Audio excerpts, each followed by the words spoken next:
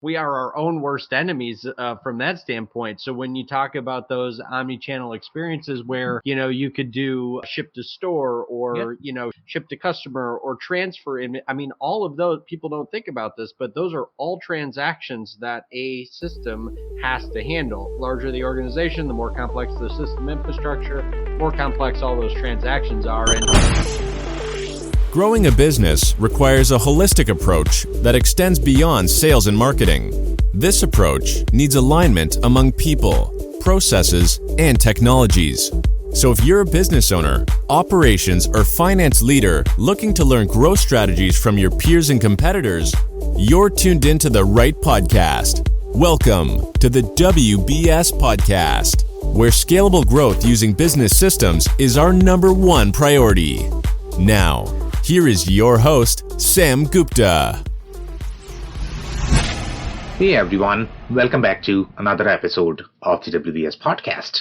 I'm Sam Gupta, your host and principal consultant at the independent ERP and digital transformation consulting firm Elevate IQ. WMS and supply chain systems come in various shapes and sizes, and there are very few systems in the market that could catch up with the speed of the cloud ERP vendors. While NetSuite and Acumatica both had native capabilities for WMS, they both relied on High Jump for advanced WMS capabilities. While High Jump succeeded in being a default choice for a WMS solution, the game has been completely changed since its acquisition by Korber. And now Korber can provide similar capabilities as Manhattan or Blue Yonder. Korber also has some unique layers such as managing DST and last mile, as well as transportation spend management. So where do High Jump and Korber stand in their capabilities? In today's episode, we invited a panel of industry experts for a live discussion on LinkedIn to conduct an independent review of Korber or High Jump capabilities. We covered many grounds, including their unique strengths in the cloud native market and how they rule the mid-market, especially in the NetSuite and Acumatica ecosystems. We also covered their other strengths, such as being comparable to larger solutions such as Blue Yonder or Manhattan in the large category space, and have unique capabilities such as GST or freight spend management. With that, let's get to the conversation. Hello everyone, welcome to today's show. And if you're joining for the first time, this is part of our industry series for which we meet every Tuesday at 5:30 p.m. Eastern. We review a vendor or the solution. And for today, we have a very interesting solution. I think they are one of the most known probably in the medium-sized WMS community, Korber or High Jump. They used to be called High Jump, but now Korber is probably the more common name for them. What are they called now? It's Korber, and I don't know. I mean, whether you want to do German pronunciation or American, and I don't know how you would do that. Okay, I think Corbu. Corbu is it Corbu? Something like that. Okay, interesting. Okay, we can probably have a little consensus here. Dave, what do you want to pick on? Is it Corbu or? Maybe I'll ask my buddy. I'll go with the. Can I go with the majority? Is that a choice in the equation? I never like being the tie breaking. So which one are we picking? At least make your mind, Dave. Corbu. Corbu. Corbu. Okay. We're going Corbu. Okay. Yeah. I don't know. Okay. Yeah, I'll take that. In any case, so we are going to start with the intros first. If you don't know me, Sam Gupta, principal at Elevate IQ. Elevate IQ is the independent ERP and digital transformation consulting firm. On that note, I am going to move to Dave for his intro.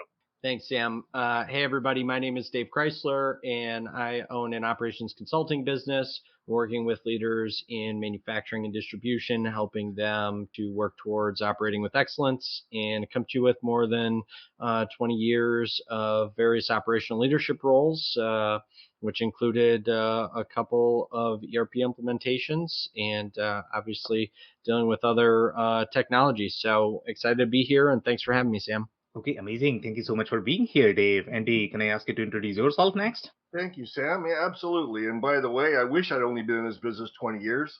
I'd be still as good looking as Dave then. With beautiful hair. Missed the jokes, Andy. Oh, yeah. Well, I'll introduce my buddy on my shoulder, by the way. His name is Sam. I picked him up when we were in Hollywood Studios last week, and now he does all my demos for me. So, and he's doing way better than I ever could. So it's working out good. Sam is doing the demos. Good for you. I've been Hopefully you win any deals. I've been in the ERP business for all my life, almost. I also help manufacturing, small to mid-sized manufacturers. I educate them on what the truth is about ERPs before they buy. I have a published book on the topic. I do webinars and all kinds of stuff. And thanks a lot for inviting me, Sam. Being here, Andy, and if you're in the audience and joining for the first time, make sure you guys post your questions and comments. We typically try to cover them during the show. If you run out of time, we'll make sure that you do your answers. On that note, guys, we are going to do a quick brief on this one. And I know, Andy, you have missed a couple of them, and we have now, I guess, after reviewing 4 or 5 similar solutions, we sort of developed the layers and the trends that we really want to hit on. We'll talk about that, and we'll discuss where these guys fit into those layers. What you proved over the last 2 weeks, Sam, is at least you proved you don't need me. That's not true at all. I mean, we missed the fun, so I don't know if anybody's... We definitely need you, Andy, okay? I'm just comic relief. That's all I am. And that's a must-have, right, with these intense sessions. So, again, thank you for being here. And we are getting some messages here. Hope we can show them. Okay, so we have a guest here. Thank you so much for joining. All right, so Kazi. Do you know him, Andy? No, but he said, may God bless everyone. I'm just telling God bless him too. Yeah. All right, guys. So we'll start with the layers. And Andy and Dave, I know we have been discussing at least for 3 or 4 different WMSs. And, for this one also, we are going to cover their strategy. This is a very similar strategy where I think 2 different vendors that come to mind at this point of time. Number one is going to be Coke, with respect to Infor. And the reason why I am mentioning them, Andy, is because a manufacturing company or slightly more industrialized company are trying to get into technology. This is probably a very similar story. Overall, if you look at their history, we have seen that in the case of Panasonic as well, which is, which one was that? I don't remember the solution, guys. Glovia, right? Glovia. Oh, yeah. Yeah, so that was the history there a little bit, right? We have some of the other solutions that were acquired by a slightly more strategic advisor, not advisor, acquirer. So in this particular case, this would probably fall into that. But today, if you look at Korbu or Korber, however you want to pronounce them. How do you pronounce an O with 2 dots? That's a Swedish letter, right? Or is it German? Swedish, is it German? So he probably knows how to pronounce it. Who? Dave looks Swedish. Yeah. Or Scandinavian. This is a German company, though. This is not Swedish. I mean, it's German. Yeah. See? Wow. Sorry, can't help you, Andy. Oh well, that's okay. I still get to the wish I looked like you, Dave, because you're so darn good looking. So all right, guys. So they have probably very similar history and story here as well. So we are going to dig into that. But in terms of the layers, I guess the reason why these guys are really interested in acquiring these solutions is, number one, they want to be very similar to your Blue Yonder, Manhattan, where you are trying to consolidate, combine a lot of different solutions. And then obviously your WMS footprint is trying to grow. Then you are trying to become the whole suite of supply chain. That's what most vendors are doing. And that happened in their case as well. They have very, very, very similar strategy to Infor, Aptian, ECI, where they are trying to create this whole one experience, where they have acquired a lot of different WMS solutions. By the way, HighJump is just one. They have a lot of WMS solutions in their portfolio, and they are trying to provide very, very, very similar UI to provide that one experience. So when you are going to look at their product, they are going to appear very similar. But underneath they might have many different products designed for specific micro verticals or industry. So in this particular case, we are probably going to look at only HighJump, but we are also covering the overarching strategy of these companies. Now, in terms of the layers, right? So Dave, since you were slightly more active in the last 2 sessions, right? So overall, when we look at the WMS market, there are 2 or 3 different layers, right? Number one is planning versus the transactional WMS capabilities. So these guys probably are not going to have as much planning footprint. This is also slightly more into the transactional side, which is probably going to be comparable with Manhattan, and most of the WMS firms are probably slightly, they are probably, they are aligned towards that. I mean, in terms of the strategy, Does I it don't know how to. include a DRP element? No, this is not Oh, ERP. it So they doesn't. are. Strictly WMS. Okay. Yeah. So, I mean, honestly speaking, the way these solutions are positioned in the market, they are almost trying to become an ERP, but they are not an ERP because, Right. their target market is 3PL, retail, distribution. In that, ERP does not really play much of a role, to be completely honest. WMS has bigger footprint in general. Okay, TMS has far bigger footprint in those industries. So, industry wise, and that's another layer that we always cover. So thank you so much for bringing that idea. In terms of the industry, it's also going to be very unique industry that these solutions like to cover. Dave, do you remember any other layers that we have touched on last two ones? No, I mean I think that was the big one there. I'm trying to think what we had covered in the previous session prior to that. Escapes me off the top of my head. So I guess one of the I'll bring some points, and by the time maybe you will remember, right? So I think last time when we had reviewed, and which one we did last time, we did Logiva, right? And in that we had three different categories inside the WMS solution itself. So you had WMS, WCS, and WES, that is the execution system. So now when you look at the control center functionality, the control center functionality is very unique as well, because that's where you get into these integration scenarios of AMRs, ASRS systems, and there is like the humongous innovation happening in the warehouse space. So warehouse systems in general play a very different role compared to your ERP. They have very different focus, and whatever they need to do inside the warehouse, the kind of data sets that they need to carry inside the warehouse is just phenomenal. Okay, so yeah, so they have very, very, very thick functionality that goes inside the warehouse system. So we are going to review in their case as well. Now, there is another layer that we always touch as part of this one. There is a wave that is happening in the WMS market, which is going to be cloud versus non-prem, on-prem, right? And in this particular case, this is a cloud solution, and that's why they were getting installed. They were almost a default solution, for NetSuite, Acumatica. I don't know how many customers they really share, but these guys have a lot of instances. I believe 4,500. Well, they've been around for a long time too. Yeah.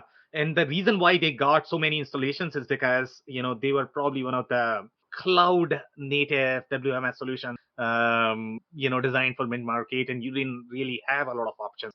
So if companies didn't really want the default WMS that come with, let's say, Acumatica NetSuite, then they would go for something like this when they are looking for slightly more sophisticated scenarios. For example, cross-docking is going to be one of them. When you look at, complicated picking scenarios, when you are really deep into warehouse, then you probably would need, and then the default WMS system that you are going to get with your ERP is probably not going to be enough. Andy, this problem is not going to be as big in manufacturing in general. The reason for that is because depends what type of manufacturer, but I absolutely agree. Yeah. So that's pretty much it overall from the briefing perspective. Do you guys have any comments, Dave? So the solution that we had done a couple of weeks ago, Sam, that kind of kicked off the ones I participated in was Manhattan. Yeah. And the one additional layer that I think was a really good takeaway from that particular one was the point of sale. Kind of back to the internal versus external. So I think to kind of recapture that in this would be good. A good takeaway as well. Was it a full-blown point of sale, or was it a high-volume point of sale, or low volume? Yeah, so Manhattan, they do high volume in general. Really? Wow. Manhattan is one of the, if you are looking for enterprise grade POS experience, Manhattan is probably one of them, to be honest. Okay, and then you are obviously going to have IBM, which is very big in that space as well. But overall, when you look at that POS to your WMS and TMS experience, that integration itself, that's very, very, very, very, thick and hard to sort of accomplish. So any WMS solution that are going to combine that POS experience, obviously, they are slightly better just because again, if you're doing the legacy POS integration, then you probably don't have to worry about it. But if you are doing slightly more omni-channel centric POS integration, that becomes very challenging in general. The other point, Dave, that you mentioned about internal versus external, that's a great point.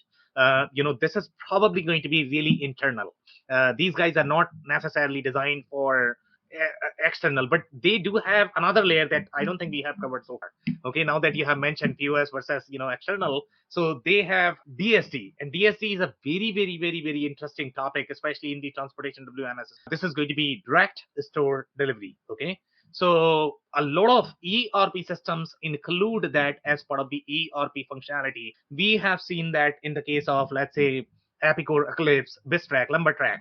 All of these solutions, they include that DSD functionality, because what you need is you need the e-signature, POD, proof of delivery is the concept, that when you are sort of supplying, even though the signatures are not required, but the way their business model is set up is, if they are going to deliver something, they need confirmation that they have delivered, and that's how they sort of do the what is that called, the matching process, that they are doing that. Okay, if I am delivering something, okay, you sign that I have delivered two set of windows or whatever. Otherwise, they are not going to trust, because sometimes, that space is tricky, and that they are still doing that even today. Can you believe that? Okay, and I have had a lot of discussions with industry experts. Why are you doing that? It doesn't make any sense. Okay, everybody has stopped. When are you guys going to stop? And they are not going to do that. They are still continuing in that. So that's a very interesting piece of functionality, and that's why these guys have that, because sometimes that is going to reside inside your WMS, and in this particular case, you are probably number one, you require DSD functionality. Number two, you will require POD functionality as well. And by the way, we saw this in the case of your Blue Link ERP, because they are very pharma centric. In that also, you are going to require that, as well as which one is that? DCOM. If you guys remember, they also had they had DSD accounting functionality, and these guys are slightly more operational. These guys are not going to do accounting, but DSD functionality is very critical in the pharma space. Wherever you are going to have, let's say, the local delivery, last mile delivery, local store delivery, that's where that DSD functionality is very interesting. These guys have one more layer called transportation spend management, which gets into slightly more, I don't know how to define that, but that gets into more of the supply chain finance. Okay, these guys have that as well. I don't know whether other vendors have that layer or not, but that's a very interesting mix. So the way these guys are trying to do this is they are trying to bring everything that your supply chain professionals are going to be needing. So everything from internal versus external, POS, OMS, WMS, CMS, SNOP planning, all of that is part of that supply chain cross-functional sort of layer that everybody is trying to build, but they all have sort of their differences in terms of how they are approaching the market. More comments? No? Okay. So obviously this one, Huge. they are definitely huge. They have roughly 11,500 employees around the world. And by the way, MEC, they acquired High Jump. The reason why they acquired is because they wanted to get more North American presence. Okay, so they were not as penetrated in North America, and obviously HighJump was one of the most installed software. So HighJump serves over 4,000 customers across the retail, consumer brands, automotive, aerospace, pharmaceutical, F&B. And this is very, very, very similar to these industries, at least, are very similar to the other WMS vendors. For the most part, they just attack these industries, which are going to be very, very, very retail centric. Retail is where the play is for WMS solutions, and that's why even HighJump is targeting them. Aerospace is very interesting. I don't know why they are targeting aerospace, but yeah, that's very interesting that they target that. But for the most part, it's probably going to be aerospace distribution, I guess. Yeah, probably. Yeah. HighJump has developed a cloud-ready underlying technology platform, HighJump One platform, from warehouse management, and intra-logistics is the term that they have used to transport management. So I think this is going to be really inside the four walls of the warehouse. They are not doing the external supply chain. With the acquisition of HighJump and the software companies, so they have acquired a lot of them, DM Logic, and this is a very similar strategy, as I mentioned to your Aptean, ECI, Infor, Epicor. They all are trying to acquire a lot of different vendors, and their platform strategy is very similar as well. Already belong to Korview or Korber group. with the acquisition of HighJump, we are really putting down a marker in the sector as we are taking a leading international position in the areas of supply chain management and cloud solutions. At the same time, we are establishing another okay, there's nothing much there.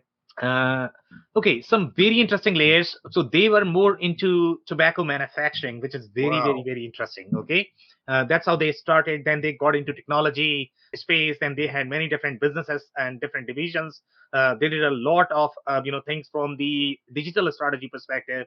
But today, I guess they are really the technology shop. The way they are operating, I think the only other non-technology division that they have is I think they are still continuing with tobacco manufacturing. Again, this is a very similar strategy as some of the other vendors that we have seen. Now they have also acquired Siemens Logistics. So obviously a lot of consolidation is happening in the market. They are trying to acquire everything in the WMS TMS space wherever they are going to have synergies. It's a very interesting move. Okay, so this is where I was talking about the store delivery functionality. I don't think we have seen store delivery with anybody else. So this is what is called DSD. DSD for CPG is very different than your DSD for alcoholic beverage, by the way. Okay, if you are in the brewery space, winery space, any sort of alcohol distribution, it's very, very, very, okay, they have very different warehouse processes, as well as they are also going to have very different ERP process, the way ERP is supposed to work. So it's a very interesting and unique space, the way it works. Most of the default ERP systems, they are not going to in that. Then you have soft drink, which is very interesting as well. Yeah, really, it could be very unique too. So very, very interesting verticals that they are targeting, but they all are going to have the WMS centric problems, and that's why they have that. What else do we have? I think we saw the omni channel fulfillment as well as the in-store fulfillment in other cases as well. So they all are trying to attack that piece. They are trying to bring that OMS functionality, to bring that omni channel experience. They have all acquired some sort of OMS. They are trying to integrate with that. So WMS, TMS, OMS is probably the most common combination across the vendors that you have seen so far. The document management that you are seeing here is slightly different. Don't get confused with your ERP document. This is going to be really your NAFTA, carrier documentation, the way you are going to send to carrier. So it's very, very, very different from what you would see, let's say, in the case of. Then they have a little bit of your external as well. So as you can see, they have shipment visibility, they have route optimization as well, which is very external, but they are not going to be as sophisticated as your Blue Yonder overall in terms of the capabilities. They are slightly more upper mid-market, the companies that are going to care more for the WMS functionality than for the external supply chain functionality. And that's why they are not selling in, let's say, oil and gas. If they were selling in oil and gas, they typically require a far more complicated external supply chain functionality. Any comments, guys? No, it looks pretty a lot to do with logistics too. Yeah. So now let's look at some of these screens from their product perspective. And again, I think some of the things that you are going to look at. Let's say the label design itself is a very complicated process, the way it's going to work, to be honest. Okay, because each customer is probably going to require different labels. So you have correlation between your label to container to your product, and typically that correlation does not reside inside your ERP. ERP may have a little bit of packaging, but that's not necessarily how the goods are being packaged. Only WMS is probably going to have inside there. So these layers get very thick, and you are going to have a lot more layers overall in terms of how the WMS processes are going to be managed. And most of the time, I mean, the WMS that is going to be as part of your ERP, most companies, if you are going to be thick into your warehouse processes, then you are probably going to outgrow that. But the whole label design piece is not just as simple as you put a bunch of inputs and it's going to be printing the labels. It has a lot more intelligence built in, as in you have to decide, okay, which customer are you printing which label. That has to be part of your workflow. So you need to not only capture your customers, but you also need to capture their preferences. And that's where the logic becomes very hard. Okay, now you are keeping customers here, and then you are also keeping the customers' preferences. So you need to design the architecture in terms of how you are going to get that customer data inside your WMS, and who is going to be source of authority in keeping that intelligence when it comes to label design. So, that could get tricky. And by the way, see, just the barcoding standard itself, there are so many different barcoding standards, and sometimes you might need multiple based on the customer. So again, that logic gets very thick as well. So this is sort of the workflow, and you are designing the workflow as your goods are moving across the warehouse, through the zones. It could be very tricky as well in terms of how that workflow is going to be managed. So overall, in terms of the business rules, you are looking at very, very, very thick business rules, especially if you are going to have warehouse where you are trying to map the whole WMS process, where once you get the shipment, then what do you want to do with that, and you are trying to map all of that. It could be very complicated, and typically these capabilities are not supported by basic WMS that you are going to get with as part of your ERP. The maximum that ERP WMS can do, they might be able to do pick, pack, ship. They might be able to do a little bit of picking scenario. Sometimes they might be able to do batch and wave. Most cases they probably are not going to have cross docking. Definitely not something like this. When you get into the real labor reporting, employee reporting, safety reporting, mapping your real estate, mapping your zones, mapping workflow for zones, that's where the WMS process is very thick. The cycle counting could be very interesting as well. The way, and typically most warehouse managers, they would like to keep that inside WMS. Now, how you want to design those integrations, that could be a religious conversation, to be honest. It's highly debatable. Most warehouse people are going to say that, it has to be part of WMS. ERP is just the offline. You simply send the GL entry to ERP, and ERP should not know anything related to inventory. And that's how that's how most retail businesses run. In most cases, their ERP is going to be really, really lean. It's probably going to be just GL. It's probably not going to know anything related to customer. Probably not going to have any sort of inventory details. They might do a little bit of procurement, but again, the inventory is different for procurement. So it's very, very, very interesting the way the retail architecture works. But that's very, very, very different from, let's say, if you have distribution, then you have to go through ERP. If you have manufacturing, you have to go through ERP. Okay. If you guys don't have any other comments. So here, I think the KPIs are very important. Okay. KPIs that you have for the warehouse in general, you are literally counting pennies inside warehouse. And if you cannot figure out you're packing KPIs, you are probably already in trouble. Because in general, the distributors, retailers, they are shipping very, very, very inexpensive goods, and they don't have a high margin for those. So they really need to be efficient with their warehousing process.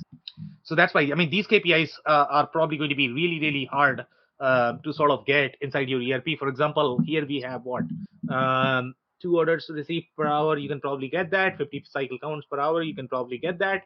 150 moves per hour. Now that could get interesting. So this is the stock moves. You can probably get that as well. Not sure if it is 1-to-1, to be honest. Replenishment per hour, you can probably get that as well. But again, this is not really getting into employee level when you look at. So the correlation is going to be, okay, for number 1 employee, you are doing all of that. That's where I guess the real trick is. So I don't know if you can get the employee level insights. You probably could, but the labor that you are going to have inside warehouse is probably going to be slightly different. The way it is going to be modeled. Yeah, you wouldn't typically see this level of detail inside the ERP. It's going to be pulled out of there through some sort of BI tool, or if at the very least, aggregated in Excel, right? And Dave, sometimes you might not even have data to be able to get that, to be honest. Okay, so for example, let's say if you look at some of the locations level inside, sometimes yes, the bins and locations, they are going to be kept inside ERP, but again, that's a very religious conversation as well. Okay, if you are in the retail space, your retail warehouse executives and the managers, they are going to say, you know what, ERP should not care for location. I'm not going to send you anything related to locations. I'm not going to send you anything related to bins. Okay, you guys simply count at for you, warehouses, this just giant yard. Okay. And you are simply No, I totally agree with you. You really have to be dialed in to want to be able to include that level of visibility. And my point was just that it would be a lift to do some of this, inside the ERP versus what obviously they've built in, specific for that functionality. Most organizations aren't looking for that level of visibility and would often opt to lump it into indirect spend has been my experience. Yes, great point. Great point. All right, guys, any other comments? Okay, so this is very interesting slide because this actually provides the boundary of different systems. Now, this could be very confusing as well for some people because how do you sort of perceive, okay, what is a receipt? And, receipt is happening inside your high jump, but you could do receipt inside your ERP as well. So how do you sort of define the boundaries, right? Then you have inventory here, you have receipt, you have storage, you have replenishment, you have picking, you have shipping. Okay, and then here you have purchasing, you have inventory, you have MRP, sales, financials, and banking. So it could be very, very, very hard to decide, okay, who does what in the architecture and how do you sort of draw the lines between these two systems. In general, the cleanest way of designing the architecture is going to be anything that happens after your shipment object, business object. As soon as you are going to create that, so you sort of have fork inside your ERP. As soon as you create your shipment object, then WMS typically takes over. If you are using a dedicated WMS system, don't do hop back and forth. That's where you are sort of going to mix and you are going to be all over the place. Okay. Once you provide the control back to your WMS, let WMS do its job. Don't come back to ERP, then again go back to WMS, then you are all over the place. Okay. So design your boundaries clearly in terms of how that handoff is going to be. Once you provide control to your WMS to finish your fulfillment, let WMS do the job, let TMS do the job. And then once they have done the job, then get the data that you really need for your ERP, which is typically going to be some sort of tracking number, whatever you need more from the analysis perspective, I guess. But ERP is going to be completely blind as soon as ERP has handed over that, okay, this is my shipment file. Now UWMS go and run with it. Do whatever you want. Just when you are done, just tell me that you have shipped so that I can communicate to my customer that I have shipped. Typically, that's how the handover process works in the case of WMS. But I have seen systems all over the place. And that's why the way these guys have designed this is, you know what, receipt should be done inside WMS, because if you start doing receipt inside your ERP, then again, you are probably going to be all over the place because you need to have one view of inventory somewhere. Sometimes that could be tricky to design because sometimes you could actually do receipt inside your ERP as well. Here, their perspective is going to be wherever you are using barcoding, you should be using WMS. That's their perspective, and that's why they want to do receipt, they want to do storage, they want to do replenishment, they want to do picking and shipping. But again, that unified view of inventory is where the real challenge is in designing the architecture. Okay, so now here we have some more KPIs. So we are looking at number of orders, number of lines, number of units, which is very interesting too. And then we have the labor estimate, right? And overall, in terms of the functionality, if you look at their screen, then we have receiving, stock locator, picking, repacking, shipping, cycle count. Those are different. And again, if you are going to look at the mobile screen, it's probably going to appear very lean. But overall, when you look at, any of the processes from the WMS perspective, even if you are simply repackaging or reassembling, that all has to go through WMS just because you are scanning. So it has to go through WMS. Let's look at some more slides. Now, you have some very interesting things here. For example, let's say you are looking at the pick size to pick size, right? And this is really the reconfiguration of your, whether you are simply repackaging it or you are changing the configuration of the way your products are packaged. Now, so you are going to have a little bit of unit of measure conversion, and that has to go through your WMS processes as well. And that's where this becomes very thick. Even if you are simply reconfiguring, sorting, packaging, creating bigger packets, all of that has to be part of this, and that has to be part of your.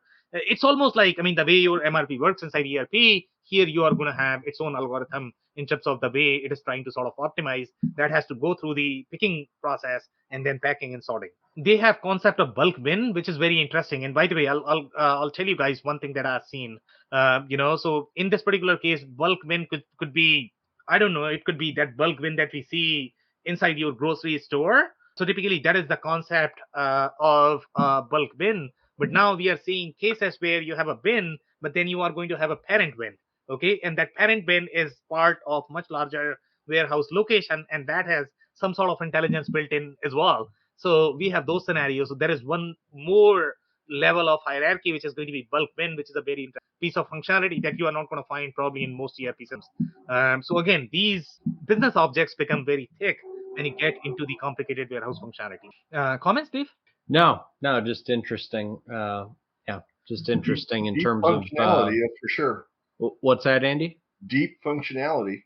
Yeah, that's my thoughts exactly. Just interesting to see the additional layers. To your point, Sam, just interesting to see the additional layers that some of these solutions are completing. So, but when you think about a business that is going to implement something like this, every inch is of extreme value. Exactly. So maximizing, not just the efficiency of which you can pick, pack, and receive, but actually store goods. It becomes critical. So you can see how it all connects. It's just interesting to see that deep of layers. Yeah, available. and I think there is one more point, Dave, that I want to mention related to this point. And in this particular case, I don't think we are seeing a lot of real estate KPIs. Okay, in the larger systems, you are going to have real estate square footage with every single API, where they are also doing cost of storage. How much space are you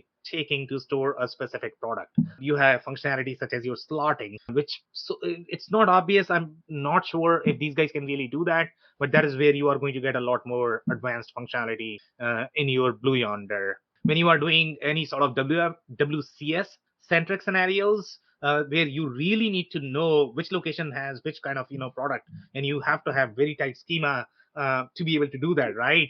And that becomes admin overhead. But again, if you're looking for that kind of automation, you need to be really sure about knowing the location of the product and having those product at the right time. Now, allocation is probably the most debated topic in general. Okay, so when you are going to have two different systems that are keeping allocation, okay, it becomes very, very, very, very challenging to design.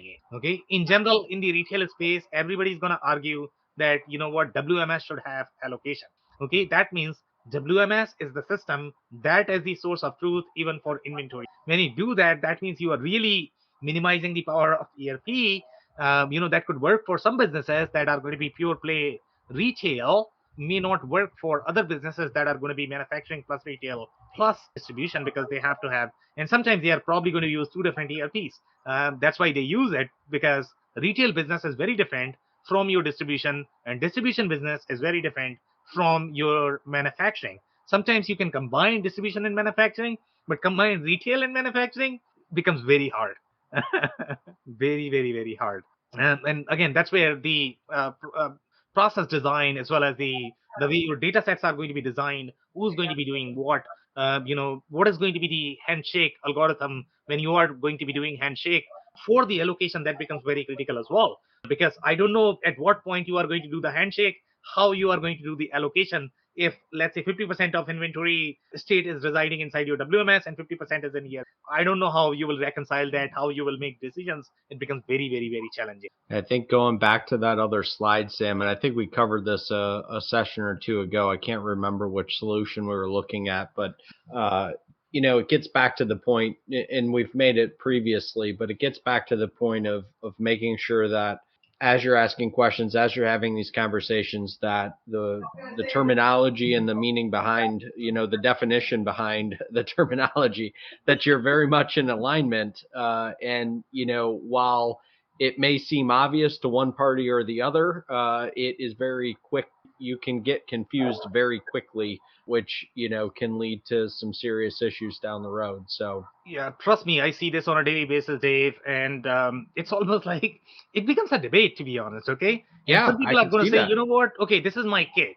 But then I'm going to say, that's not the kit I know. I don't know what that is, to be honest. Okay, I've never seen kit to be implemented like this.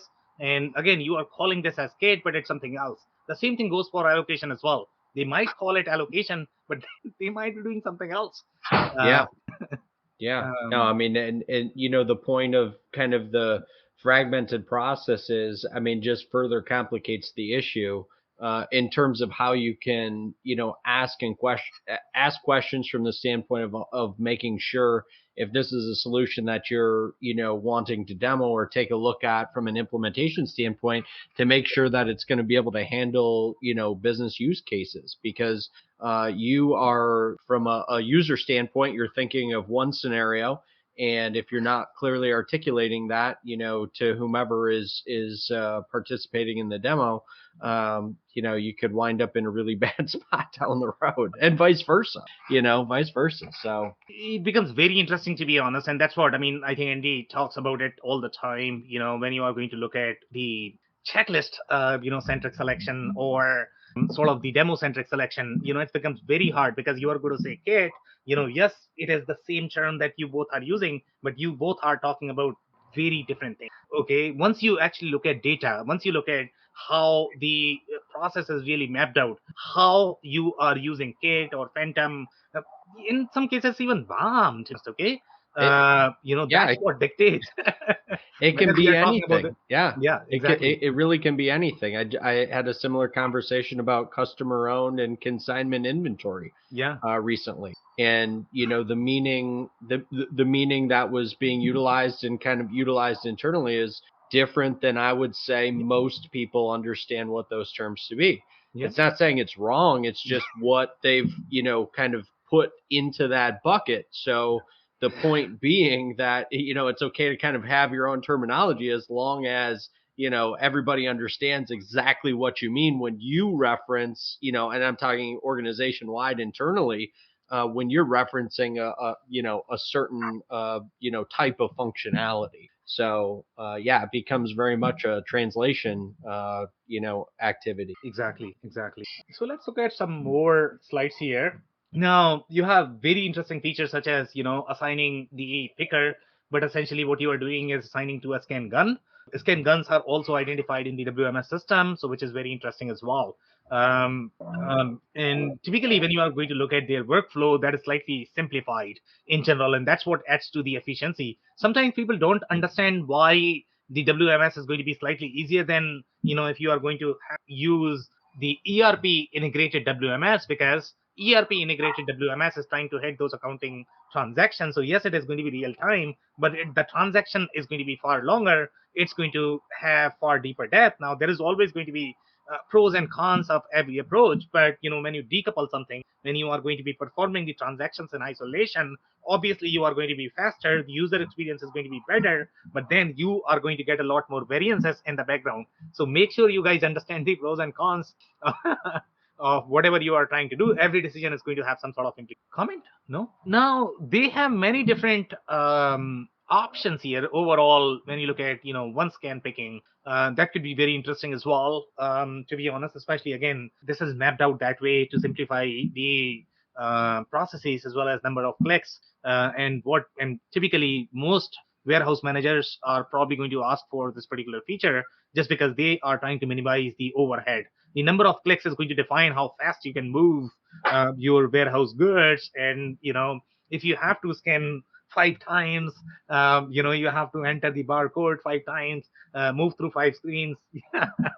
Nobody has time for that inside warehouse, right? So that's where these scenarios are really, really interesting, and most advanced warehouse systems are probably going to have that. Is this where you'd use some license plating, do you think, Sam?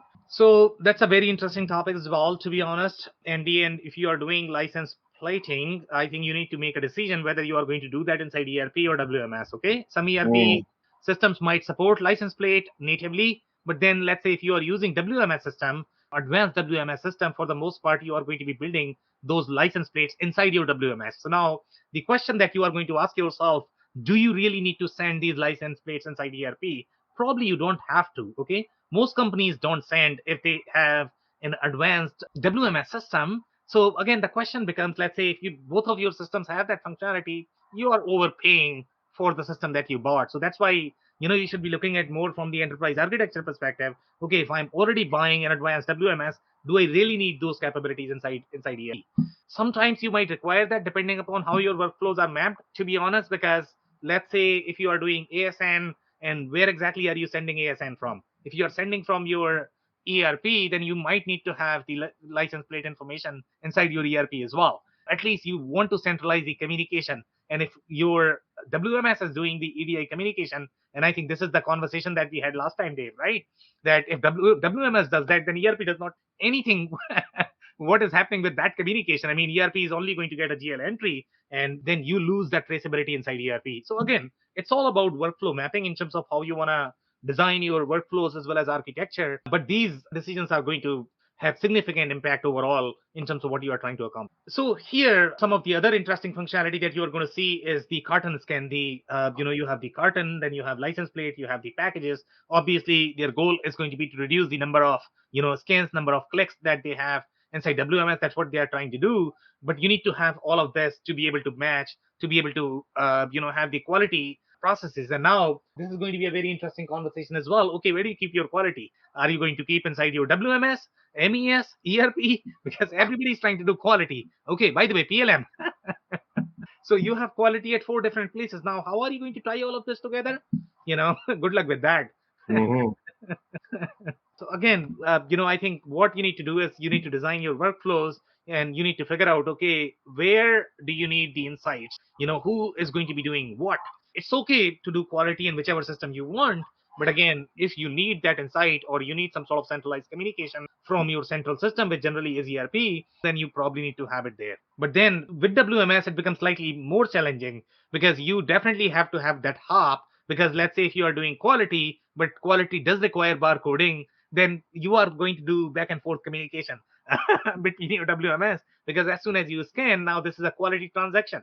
So do you keep that inside your ERP? And if you go back to your ERP and then you need to do the next scan, so you have that round trip. So it becomes very, very, very convoluted in designing the transactions. And that's why when you are going to have the in-process scan or in-production sort of scan where you are implementing the barcoding, that could be even trickier. WMS is all going to claim, what, I can do inbound, outbound, in process, whatever you want, I can do all of that. But then, this whole interaction between your ERP, WMS, that's where, it could be really tricky to design that. And sometimes, for those complicated scenarios, I guess if you have ERP integrated WMS, it could be slightly easier because, it's doing it in real time. But I don't know how much that is going to scale, because number one, the transaction is going to be slower. And number two, those WMS are not really designed for enterprise scenarios. So yeah, it's always tricky. WMS e-commerce integration, they are never, easy. So we have some reviews here. Warehouse management as it should be. This is coming from 2021, which is fairly new. They are saying we are using Korber, Warehouse Edge, formerly High Jump. By the way, they had one more name there, which is XLO's one across our entire organization, from creating orders in our ERP system to labeling and shipping. Okay. They have used it everywhere, which is wonderful. So now they are talking about pros and cons. So here they are saying inventory tracking is critical to our business. But again, what level of inventory tracking are you talking about here? That's what I guess you need to define. Okay. Shipping and uploading orders. Again, very interesting comment. Customer information. Which customer information are you talking about? Are you keeping customer information inside WMS? Sometimes you do, sometimes you don't, depending upon the WMS. In most cases, you are probably going to need that, because if you are using that for your documentation, NAFTA documentation, then you definitely require the customer record. Your sales order is going to be there. That is going to have dependency on, say, your customer information. So you need to keep that. Carrier information. Your ERP might not carry carrier information. So that's a very interesting comment as well. So your WMS is probably going to carry that. Now, they are talking about some of the cons, and they are saying there are no alerts when back orders don't drop down. Interesting comment. And back orders in general is going to be very tricky to implement. How you are designing your process boundaries. It's very, very tricky. Anything, whether you talk about RMAs, return, or back orders, those three, there's going to be a significant fight between your e-commerce system, WMS, as well as your ERP. I don't know. It's really, really tricky, to be honest, to design that. And that's why most people are probably going to complain about these, edge scenarios in general. Then you have 2019, a positive experience. This is the wholesale company, right? So they are saying Warehouse Edge is used across our enterprise, covering 2 locations, and all order fulfillment is completed via this system with our ERP NetSuite. So these guys are using it with NetSuite. So, a lot of the reviews that you are going to see are probably going to be with NetSuite. Has had a couple of issues. By and large, it has been a significant improvement over our prior environment, which is Sage. And again, depending upon which ERP system they are using from Sage has many different ones, so it's not a one-to-one comparison, to be honest. Probably they were on some very legacy system from Sage perspective. Now, the integration with NetSuite has been somewhat finicky and has required more hand holding to perfect than I would have expected. In general, the WMS integrations are always going to be tricky, regardless of how much pre-baked integration they already have. Okay, it's a very involved integration, just because of the hops that I was talking about, going between your, going from ERP to WMS and coming back to ERP, doing the quality scenarios and inventory allocation. It's going to be all over the place. Go ahead, Dave. Hey, Sam, just a question around that. Is, in your experience, do you find it more on the visibility side in terms of that data transfer, or is it actually at the transaction level that is creating issues? I mean, I know those two things are related, but I'm just curious what you hear or what you've seen, more of an issue. Yeah, so issues are always going to be around two different areas. Number one, inventory, and number two is going to be allocation. Okay. And the reason why those two issues are always going to be there is because even if you are off by one product, okay, then your inventory is going to be off. And let's say if you are going to be in the apparel space and where everything matters, size, color, and you are trying to build a omni-channel experience where you need to allocate at the order level, it becomes very tricky to manage that. Okay, typically the challenge always with e-commerce as well as WMS integration is going to be when you are doing, let's say, if you place the order, and you are doing the handshake. Okay, you place the order, now order goes to your ERP. Now ERP is going to have 5 different stages that it is trying to sort of work on as you have processed the order. Now once you do the edit on the order, okay, now what do you do? Do you kill this order? Do you place another one? So what do you do with the order? I mean, the same thing happens with the WMS scenarios as well. So when you are going to have these boundary scenarios where you are going back and forth, to reconcile that, even at the transactional level, could be very hard, Dave. Yeah, no, it makes sense from a reconciliation standpoint, especially when you get into a scenario, more complex scenarios, which, anybody that's in this space is going to, is going to have to navigate, because from a consumer perspective, that's how we expect to, experience this, right? So we are our own worst enemies from that standpoint. So when you talk about those omni-channel experiences where, you could do ship to store or, ship to customer or transfer in, I mean, all of those, people don't think about this, but those are all transactions that a system has to handle. Larger the organization, the more complex the system infrastructure, more complex all those transactions are. And how upset do you get when you you say, oh, there's 3 left on the shelf, no problem, I'll swing by there and grab one, only to find out that the transaction didn't reconcile and they're actually out of stock in that location. So makes sense. Exactly. And that's why sometimes, see, when you are going to talk about that real-time integration, that's always the easiest to implement, okay, right, in general. But that is not always going to scale. So when you are thinking more from the demo perspective, in demo, you're not worried about scale.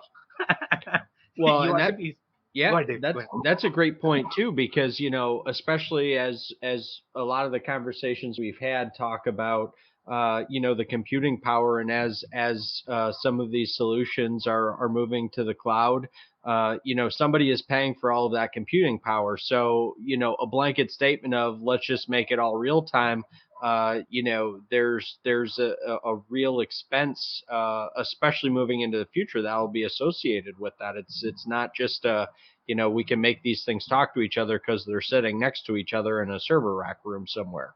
Yep, could not agree more. We can continue with the commentary. I don't know if anything else. You guys have more comments? Well, the very last comment on that screen you were just showing, it talked about the con. Let me bring it back, actually. Yeah, go ahead. The integration with NetSuite has been somewhat finicky. That's an interesting comment because, well, first off, whenever you have 2 products integrating with each other, there's a lot of work. And if you don't take it seriously, the integration, you're going to get it finicky, just the way it is. If you integrate it properly, it'll probably go fine. But it's just an example of somebody complaining about 2 different products that were probably not integrated properly. Yeah, could not agree more. I think great, comment there. It's again, very, very challenging. When you are looking at e-commerce, WMS-centric integrations, Everyone always says it's easy, Sam, right? Exactly. Just ones and zeros, you guys. That's all It's it just is. ones and Just zeros. APIs, how hard could it be? No. Anybody can integrate, right? No APIs, right? It's That's all it is. APIs. Just Yeah. like this. That's Yeah, it. exactly. Yeah. That was the comment I wanted to make. Yeah. More comments, guys? No, I don't have anything else. Okay, amazing, guys. So we'll close then. Again, if you're looking at this one, I think this is a fairly sophisticated WMS in general. Overall, from the WMS capabilities perspective, and they are fairly well installed, especially if you're looking for cloud native experience. They are very well known, in the cloud native space.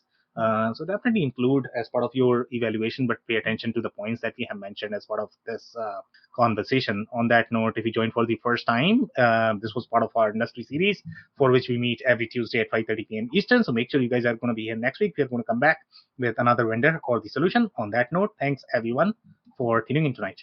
Thanks, Sam. Thanks so much, Andy. Sam. I cannot thank our guests enough for coming on the show, for sharing their knowledge and journey. I always pick up learnings from our guests, and hopefully you learned something new today. If you want to learn more about Andy Pratico, head over to essoft.com. If you want to learn more about Dave Chrysler, head over to thechrysler.club. Links and more information will also be available in the show notes. Also, don't forget to subscribe and spread the word among folks with similar backgrounds. If you have any questions or comments about the show, please review and rate us on your favorite podcasting platform or DM me on any social channels.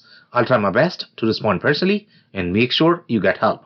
Thank you, and I hope to catch you on the next episode of the WBS Podcast. Thank you for listening to another episode of the WBS Podcast. Be sure to subscribe on your favorite podcasting platform so you never miss an episode. For more information on growth strategies for SMBs using ERP and digital transformation, check out our community at WBS.rocks. We'll see you next time.